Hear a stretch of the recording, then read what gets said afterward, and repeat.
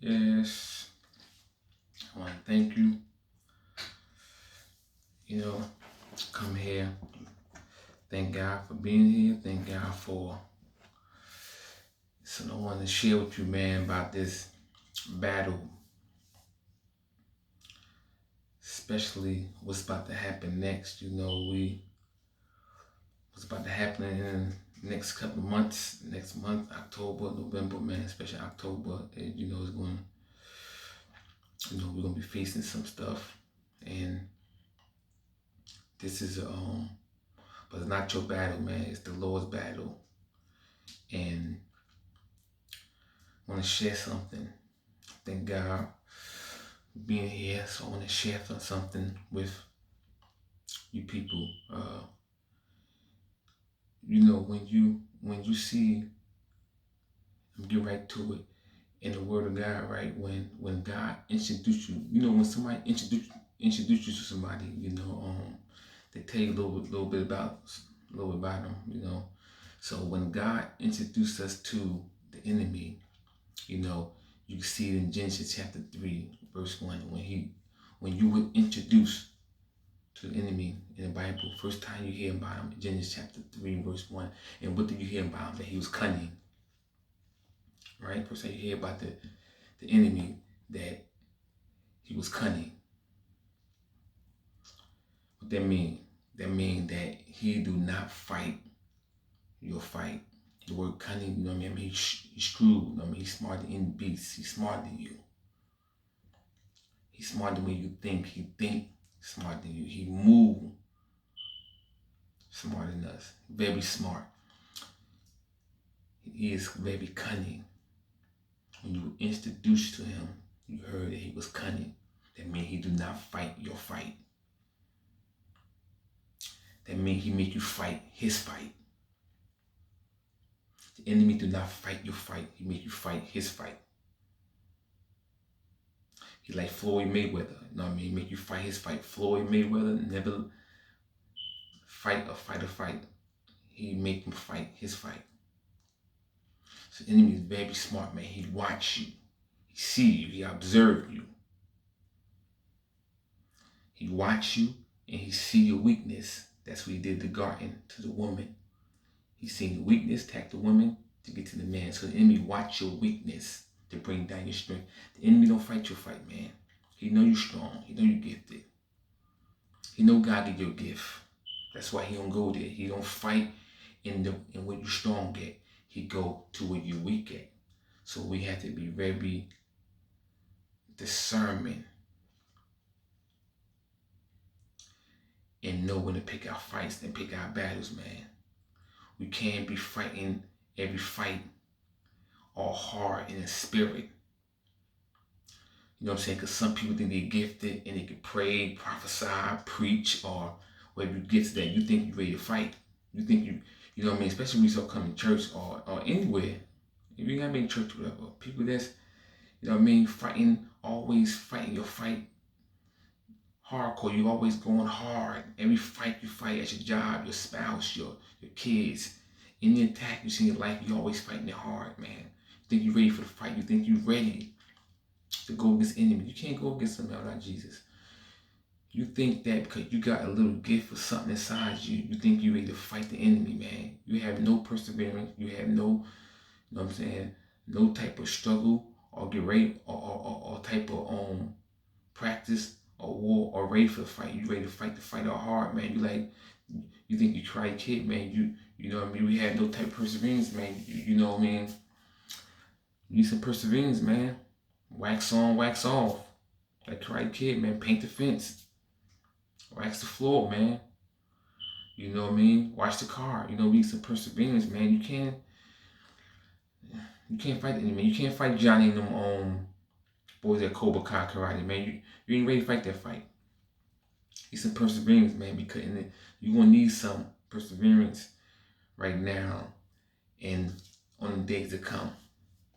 I'm telling you, the days to come, you're gonna need some because the enemy, man, he cunning, man. And we gotta know to pick our battles. We gotta be careful and not fight every fight all hardcore in the spirit or hard every fight, and that's what gets us frustrated because we fight every fight hard, and that's a trick of the enemy to make you fight every fight all hardcore.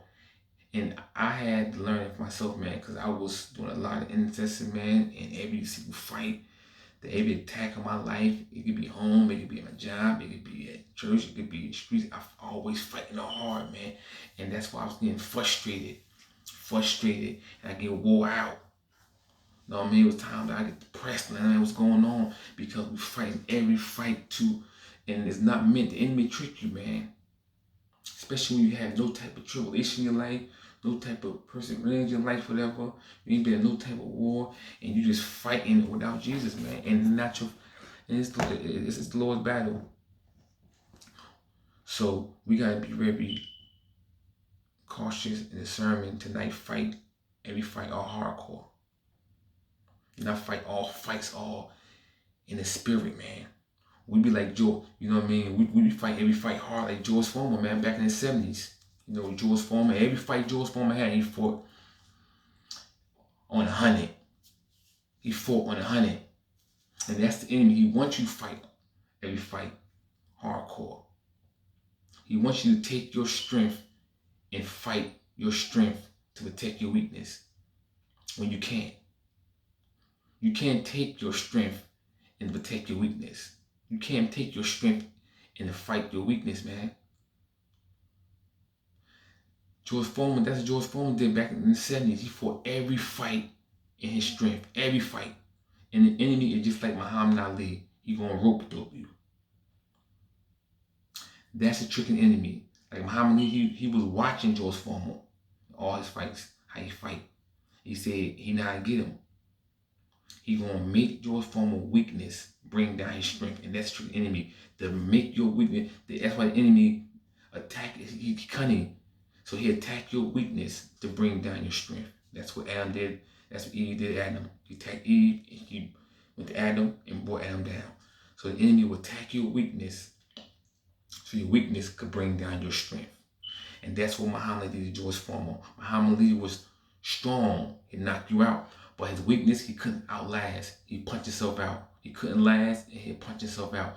And George Foreman fought with a lot of flesh and blood, wrestled flesh and blood. And that's what the enemy do. He will attack your weakness to make your strength fight with flesh and blood.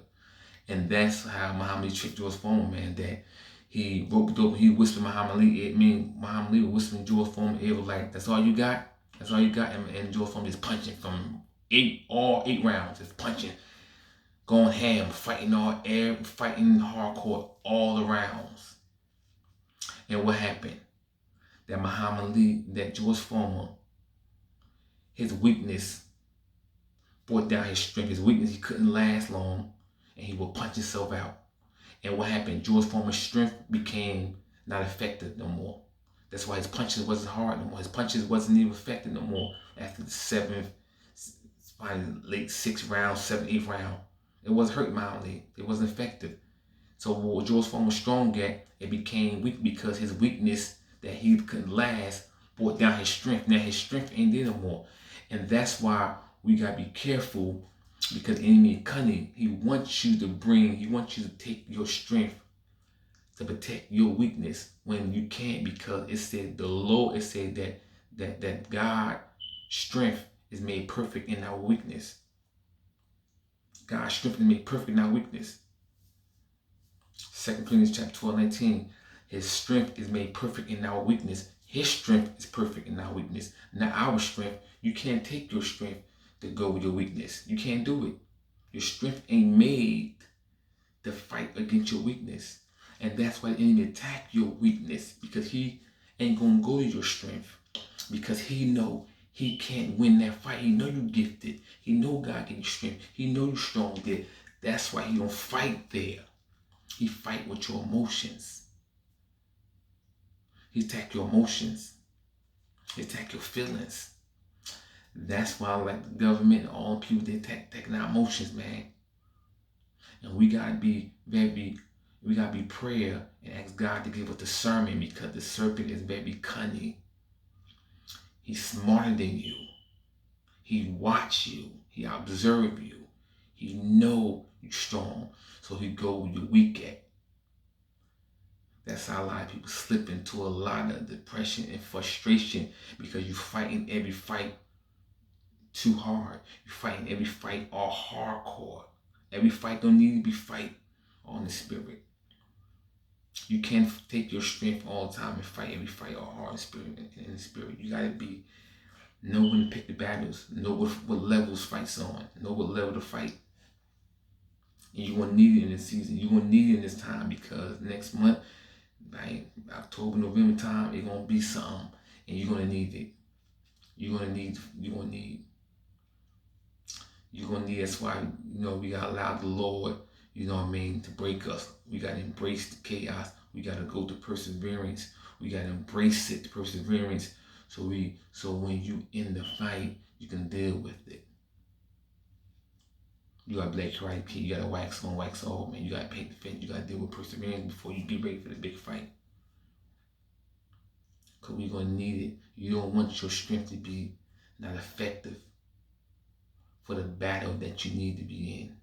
Cause the enemy, he is cunning and he's watching. He is watching you. And he know where you strong at. So you have to be very, very prayerful in the next month or so. More.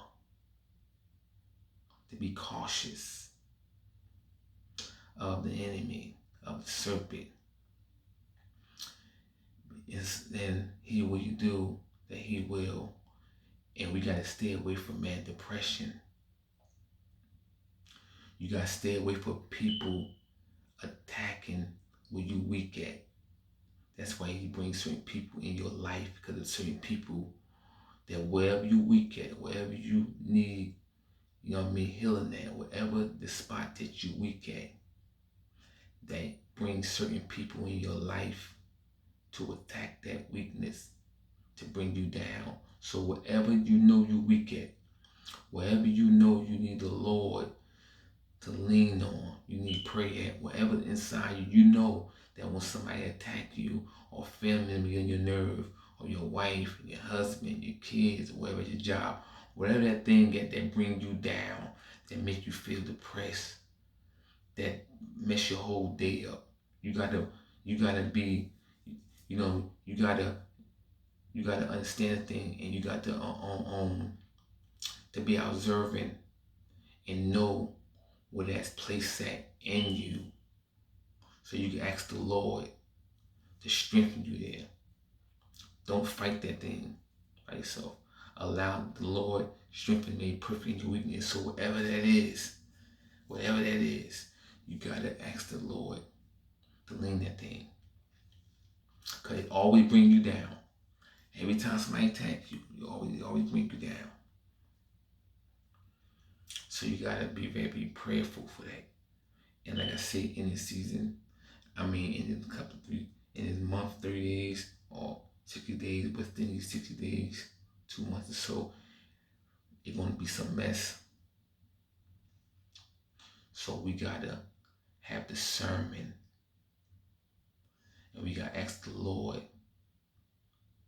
to fight for us, cause you can't fight it. It's already won. He already in control. It's already won. Don't fight a battle that you can't win. It's already won. Don't fight with flesh and blood. That's a trick of the enemy. Because when you fight with flesh and blood, they bring you down. Break down your strength. So I want to say, man. So I want to say, people, and I pray that, that we be ask God for discernment and have some love in our heart, man, because love